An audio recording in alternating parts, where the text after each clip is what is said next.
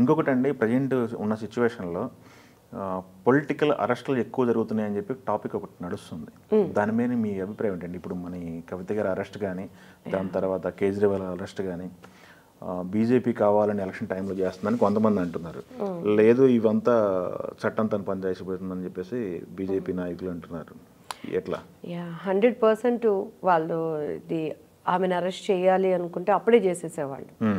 ఈ ఎంపీ ఎలక్షన్స్కు ముందు అరెస్ట్ చేయటం ఒకటండి. అరెస్ట్ చేస్తున్నారంటే తప్పు చేసిన వాళ్ళు ఎప్పుడైనా అరెస్ట్ అవ్వక తప్పదు. కోర్టులు, చట్టాలు, న్యాయాలు అన్నీ ఉన్నాయి.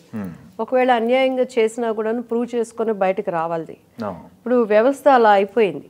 ఇప్పుడు పొలిటికల్ అంటేనే ఏదో ఒకటి బనాయించేదిగా ఉంది, నిజాలు ఉంది. కానీ ఇక్కడ కవిత గారు వాళ్ళది ఓపెన్గా అన్నీ వాళ్ళ ఫోన్ కాల్స్ కానీ మనం ఎవ్రీడే మనం న్యూస్లో చూస్తున్నాం. అంత స్థాయి వ్యక్తి ఈరోజు ఒకప్పుడైతే ఎప్పుడూ కేసీఆర్ గారు చెప్తారు, తెలంగాణ ఉద్యమం నాది, తెలంగాణ కోసం నేను పోరాడాను. ఎవరు వాళ్ళ కుటుంబంలోంచి ఒక్కళ్ళైనా ఆత్మాహుతి అయింది కానీ ఒక లీడర్గా ఆయన ఆ స్థానంలో ఉన్నారు కాబట్టి ఆ మాత్రమన్న వాయిస్ వినిపించకపోతే హౌకెన్ ఈరోజు ముఖ్యమంత్రి స్థాయిలో ఆయన ఉండేవాళ్ళు కాదు.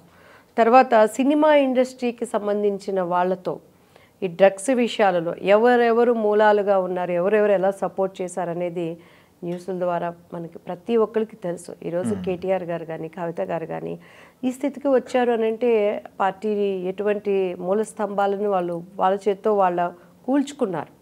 వాళ్ళ నోటి మాటల ద్వారా కానీ మనందరం చూసాం. ఈరోజు రేవంత్ రెడ్డి గారు ఫస్ట్ చేసిన పని రియల్లీ నాకు చాలా సంతోషం అనిపించిందండి. ఆ ప్రగతి భవన్లోకి అసలు ఎలా ఉంటుందో ఎవరికి తెలీదు. ఏదో దొర అని ఆయన అంటారు, ఆ దొరల పరిపాలన లాగానే నిజంగా తెలంగాణని బంగారు తెలంగాణ చేస్తాను, బంగారు తెలంగాణ చేస్తాను వాళ్ళ మాటలతో చెప్పి ఒక సామాన్య ప్రజలని ఆ ప్రగతి భవన్లోకి అలో చేయటానికి లేదు. ఈవెన్ దో వాళ్ళ ఎమ్మెల్యేలు, ఎంపీలు కూడా లోపలికి వెళ్ళి ఆయన కలవలేనటువంటి పరిస్థితి అనేక మంది ద్వారా మనం విన్నాం. ఈరోజు రేవంత్ రెడ్డి గారు దానిని ఫస్ట్ ఒక ప్రజాభవన్గా మార్చి ప్రతి సామాన్య మానవుడి ఈ వీక్ డేస్లో ఆయనను కలిసి మన సమస్యలు చెప్పుకోవడానికి ఇచ్చారంటేనే నిజంగా బంగారు తెలంగాణ ఇప్పుడు వచ్చిందని నేను అనుకుంటానండి.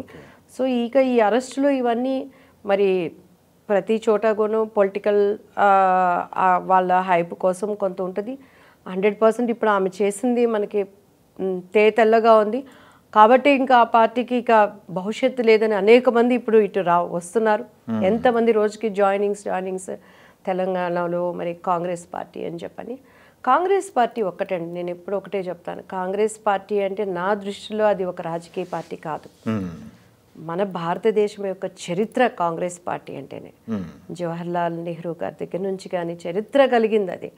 ఈరోజు ఇందిరమ్మ గారు కానీ, రాజీవ్ గాంధీ గారు కానీ వాళ్ళు ప్రాణం పెట్టేశారు. మన ప్రజల కోసం ప్రాణాలు అర్పించింది ఆ కుటుంబం.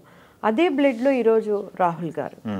సో మరి ఇటువంటి రాజకీయ పార్టీని ఈరోజు ప్రజలు కూడా ఆదరిస్తున్నారు. అండ్ పేదవాడికి చేరువుగా ఎన్నో పథకాలు అన్నింటిలో కూడాను. అలానే రేవంత్ రెడ్డి గారు అండ్ టీం మరి వచ్చిన 100 రోజుల్లోనే వాళ్ళు అనుకున్నవన్నీ చకచక చేయటానికి ఇక్కడ ఎంత ఆర్థికమైన వనరులు అప్పుల్లో కూరుకున్నా కూడాను మరి ప్రజలకి వాళ్ళు చేరువుగా అనుకున్నవన్నీ చేస్తున్నారు. సో ఈ అరెస్టులు అవన్నీ రాకుండా ఇదొక లెసన్గా తీసుకోవాలి. ప్రతి ఒక్కళ్ళు కూడా డబ్బుకి కక్కుర్తిపడి చస్తా నెత్తి మీద వేసుకొని పోరు కదా 1000 కోట్లు. ఈరోజు పరువు మర్యాదలు పోయినాక మనం ఉండి మాత్రం వేస్ట్ కదండి. సో అది ఇది లెసన్ ప్రతి ఒక్క లీడర్కి కూడా రేపు ఏ స్థాయిలో ఉన్న ప్రజలు సొమ్ము తిన్నవాడికి ఎప్పుడైనా శిక్ష తప్పదు. అది ఇంకొకటి అంటే మీకు కాంగ్రెస్లో ఉన్నారు కాబట్టి ఇప్పుడు ఏపీ కాంగ్రెస్ పొజిషన్ ఏమనుకుంటున్నారు, మీకు మీ ఒపీనియన్? ఏపీ కాంగ్రెస్లో మంచి వాయిస్ షర్మిలమ్మ గారు చాలా బాగా ఆమె శక్తి వంచన లేకుండా షార్ట్ పీరియడ్లో అసలు నేను అమరావతి ఉద్యమం చేసినప్పుడు అసలు కాంగ్రెస్లో ఉనికి లేకుండా ఉండింది అక్కడ. ఈరోజు కాంగ్రెస్కి అక్కడ జీవం వచ్చింది అగైన్. ఇప్పుడు ఆమె వాయిస్ ద్వారా ఇప్పుడు ప్రత్యేక హోదా గురించి ఫస్ట్ కాంగ్రెస్ వస్తే తీసుకొస్తానని ఆమె చెప్పటం అండ్ చాలా వరకు ప్రజల్లో అయితే మళ్ళీ ఒక ఉద్యమం వచ్చిందండి. టు బి ఫ్రాంక్ ఇప్పుడైతే అందరూ నామినేషన్స్ వేస్తున్నారు. మేబీ ఇప్పుడే కాంగ్రెస్ అక్కడ ఊపిరి తీసుకుంటుంది కాబట్టి అనదర్ 5 yearsలో డెఫినెట్గా అక్కడ కూడా కాంగ్రెస్ పీఠం మళ్ళీ వేస్తుంది. షర్మిల చేస్తున్న పోరాటం డైరెక్ట్ సీఎం పైన డైరెక్ట్ అటాక్ చేస్తుంది. ఆ వరవడ చూస్తుంటే మీకు ఏమనిపిస్తుందండి? అన్నాచెల్ల ఫైట్ కదా. అక్కడ సీఎం అని కాదండి, కుటుంబ వ్యవహారం తీసి పక్కన పెడితే ఆమె మరి అక్కడ ఉన్నది రాజు ఆయనే, మరి ఆయన మీద యుద్ధం చేయక ఇంకా అధికారం లేని వాళ్ళ మీద యుద్ధం చేసి ఉపయోగం ఏముంటుందండి. ఓకే. సో అక్కడ ఉన్నది జగన్మోహన్ రెడ్డి గారుగా ఆమె మాట్లాడట్లేదు, సమస్యల మీద మాట్లాడుతున్నారు. అక్కడ ఉన్నది ఎవరైనా రేపు బీజేపీ ఉన్నా టీడీపీ ఉన్నా మరి ప్రజల పక్షాన నిలబడి మాట్లాడాలి. కాబట్టి నేనైతే ఆ కోణంలోనే చూస్తాను. ఫ్యామిలీ ప్రాబ్లమ్స్ లేని వాళ్ళు ఎక్కడ ఉంటారండి, ప్రతి ఒక్కళ్ళు ఉంటారు. ఏమైనా కూడా వాళ్ళిద్దరు అన్నా చెల్లెళ్ళు, ఫస్ట్ అన్నా చెల్లెళ్ళు. ఇప్పుడు భర్త కావాలంటే మనం చూస్ చేసుకుంటాం, భార్య కావాలంటే మనం చూస్ చేసుకుంటాం. రక్త సంబంధం ఒక తల్లి గర్భాన పుట్టాలి అనేది దేవుడు అలో చేస్తే వస్తుంది. ఇవాళ కాకపోతే రేపైనా అది అన్నా చెల్లెళ్ళే. కాకపోతే జరిగిన అన్యాయాన్ని ఆమె ధైర్యంగా ప్రశ్నిస్తున్నారు, దాన్ని నేను అప్రిషియేట్ చేస్తున్నాను. ఇప్పుడు జగన్మోహన్ రెడ్డి గారిలో ఏ బ్లడ్ అయితే ఉందో అదే తండ్రి రక్తం ఈమెలోనూ ఉంది. సో ఆ రాజకీయ ఇదనేది ఉంటుంది. మీరు 3 yearsలో ఎయిమ్ చేసిన క్వశ్చన్స్ అన్నీ మళ్ళీ ఇప్పుడు ఆమె ఎయిమ్ చేస్తుంది అక్కడ. ఏం చేస్తున్నారు.